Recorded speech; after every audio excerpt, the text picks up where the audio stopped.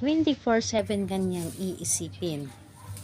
Sambitin mo lamang ito ng 21 times ang kanyang pangalan at ewan ko na lamang kung makakalimutan ka pa niya. Talagang ikaw at ikaw lamang ang kanyang iisipin sa bawat oras o minuto. Hello mga guys, kumusta kayo? Panibagong araw, panibagong video na naman tayo, and sa araw na ito ay isa na namang video ang aking tuturo sa inyo na simpleng gabay, simpleng pamamaraan na makakatulong sa atin. At bago ang lahat, gusto ko lang mag-disclaimer sa mga taong hindi naniniwala at hindi gusto mga kagaya nito video.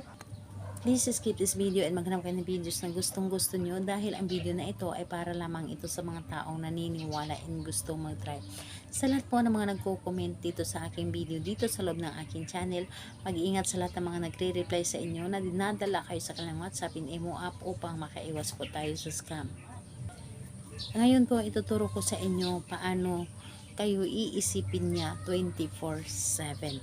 Alam naman nating lahat na gustong gusto talaga natin na sa isip ng taong mahal natin, ayaw natin na mawala tayo sa kanyang isip. Gusto natin na tayo lamang ang laging minamahal niya, dahil napakasaya ng ating puso kapag tayo lamang ang laging iniisip ng taong mahal po natin. So ngayon po, ang gagawin po natin dito, and pwede mo itong gawin kahit na kayo ay magkalapit at magka-LDR sa isa't isa.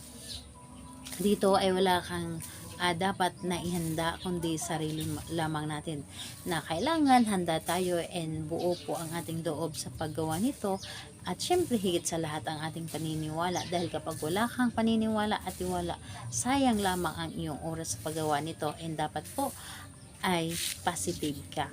So ngayon, kapag handa ka na, pwede mo itong umpisahan sa pagtulog mo sa gabi or bago kayo matulog sa gabi. Habang nakahiga ka or nakaupo ka, pumikit ka lamang. Pumikit ka lamang and isip lamang ang pagganahin natin. And dapat po ay hindi magkulang at hindi sumobra ang inyong gagawin.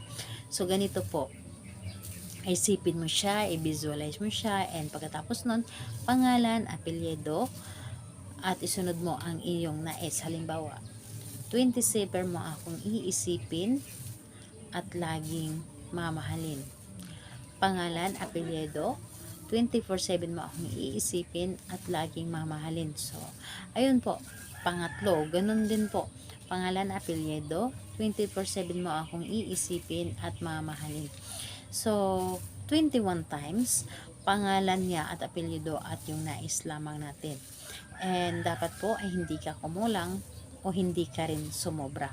So, ayun po, pagkatapos mo siyang sambitin sa isip lamang, asahan ninyo ang taong ginawan mo nito, lalo na kapag kayo ay nagkagalit o nag-aaway kayo, talagang hindi siya makakatulog, dahil yung isip niya ay palutang-lutang at ikaw lamang ang laging laman ng isip niya.